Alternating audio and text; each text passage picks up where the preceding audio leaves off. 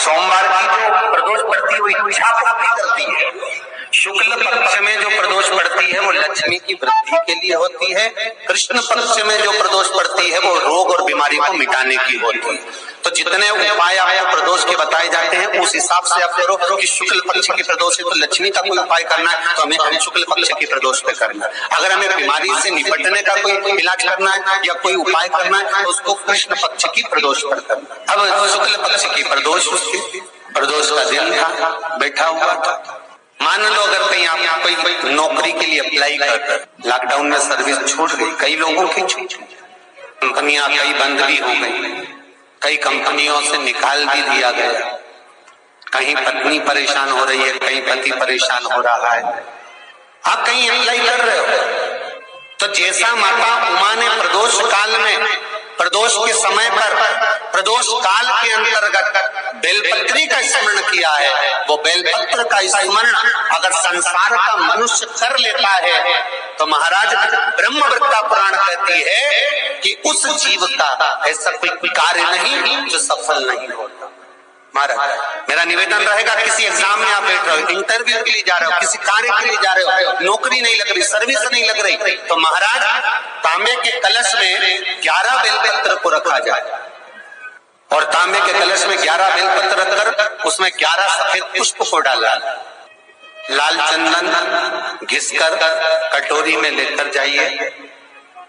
प्रदोष के दिन शुक्ल पक्ष का जो प्रदोष पड़ जाए उसके दिन शंकर के शिवलिंग पर लाल चंदन लपेटने से पहले शंकर की जो जलाधार, शंकर भगवान का संपूर्ण परिवार जलाधारी में विराजमान है। शिव महापुराण कहती है, माता उमा का चरित्र कहता है, कोई एग्जाम में बैठ रहे हो, कोई कंपटीशन एग्जाम में बैठ रहे हो और चाहते हो कि मेरी नौकरी इसमें लगना ही चाहिए तो लाल चंदन का लेपन आपको इस पूरी जलाधारी पर करना है। लाल चंदन का पूरी जलाधारी पर करना। और महाराज जी जिस कलश में आपने घर से 11 बेलपत्र और 11 सफेद पुष्प जल के अंदर डालकर लाए हो, उसको आप चढ़ाएंगे तो इस तरह से चढ़ाएंगे कि उसका भाग हमें दिखे चढ़ते समय, ऐसे नहीं चढ़ाना, उसको चढ़ाते समय इस तरह से चढ़ाएं कि वो जल का भाग हमारी ओर गिरता हुआ। महाराज जब आप वो समर्पित कर दें, बेलपत्र पुष्प आदि सभी चीजें, उस चंदन का एक थोड़ा सा भाग पूरी जलाधारी पर हाथ फेर कर अपने दरवाजे पर आते आते उसका स्पर्श कर दें। जिस दरवाजे से आप एग्जाम देने के लिए जाओगे, जिस घर से आप जाओगे, अपने घर के किसी भी दरवाजे पर उसका हाथ लगा दें या कोई स्थान को छू लें।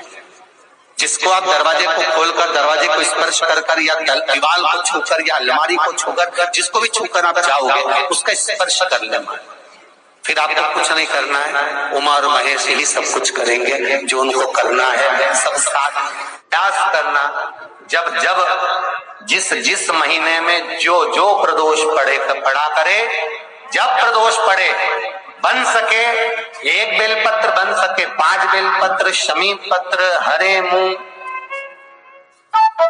हरा मूंग, बेलपत्र, एक कलश के अंदर थोड़ा सा पानी लेकर 1 बेलपत्र, हरा मूंग, शमी पत्र डालकर और उसमें थोड़ा सा गुड़ डालकर भगवान शिव का स्मरण कर प्रदोष काल में, मान लो कोई काम आपका बहुत जरूरी है, बहुत दिनों से अब थक गए हैं, नहीं हो रहा, कर्जा बढ़ रहा है, धन नहीं आ रहा, व्यापार नहीं चढ़ रहा, या कोई समस्या बहुत प्रबल है, कोई एग्जाम में बैठ रहे हो नहीं हो रहा, परीक्षा भी दे दी है, रिजल्ट आने ही वाला है, तो भी प्रदोष काल में, प्रदोष के समय वो जल मूंग, शमी पत्र और बेलपत्र और गुड़ का शंकर के शिवलिंग को समर्पित करना प्रारंभ कर दो।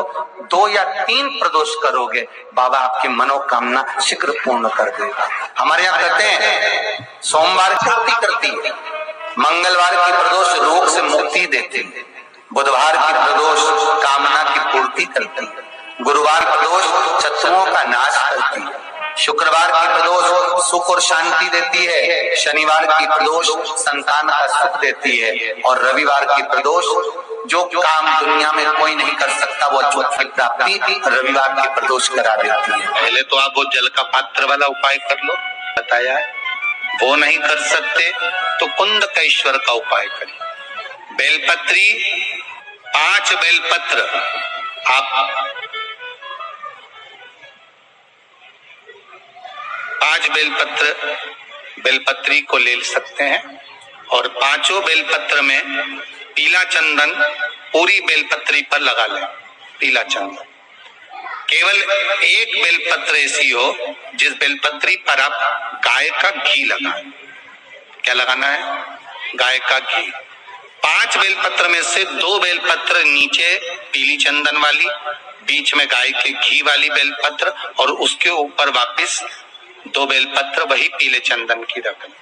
महाराज प्रदोष के दिन व्यापार वाली जगह पर या अपने घर में जहां रसोई घर हो या पूजन का स्थान हो, उस 5 बेलपत्र को एक कटोरी में एक बाटकी में रख लें और एक घी का दिया उस बेलपत्र के सम्मुख में लगाएं।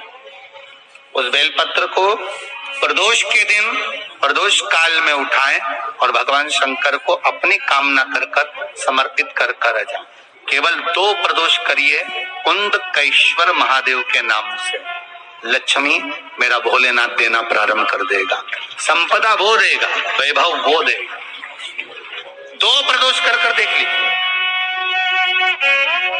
वैसे करना चाहिए इसको 5 प्रदोष। कितने प्रदोष करना चाहिए? 5। पर आप एक प्रदोष करेंगे, दूसरा प्रदोष करेंगे, अपने आप संपदा बढ़ना, वैभव बढ़ना, लक्ष्मी की आवक होना प्रारंभ हो जाए। कुंदकेश्वर महादेव। ऐसा बेलपत्री की डंडी रहती है ना, बहुत ध्यान दीजिएगा महाराज। श्राद्ध पक्ष की कथा चल रही है, शिव महापुराण आज विराम की ओर है, ध्यान दीजिएगा। जैसे ये बेलपत्री की जो डंडी होती है, डंडी का जो भाग होता है बेलपत्री की, ऐसा बेलपत्री की 7 भाग ले लो, मतलब बेलपत्री 7 ले लीजिए।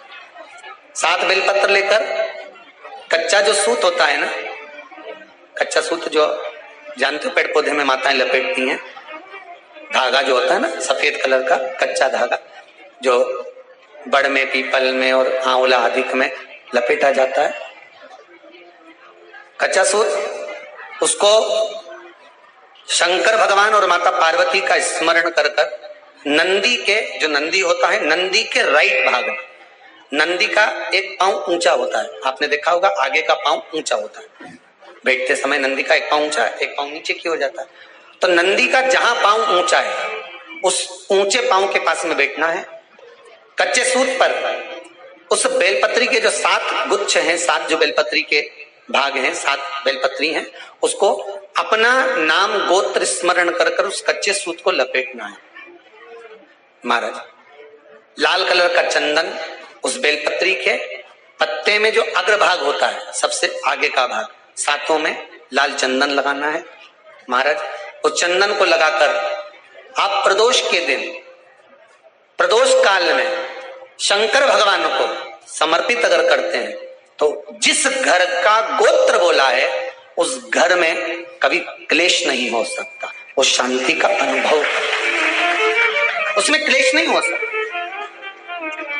एक धागा होता है पक्का धागा, एक धागा होता है कच्चा धागा। बहुत ध्यान दीजिएगा महाराज, पक्के धागे से नहीं लपेटना सफेद, कच्चा जो धागा पीपल में, बड़ में या आंवला आदि में जो हम लोग लपेटते हैं पूजन करते समय, वो कच्चा धागा। और एक बात और आपको कहने,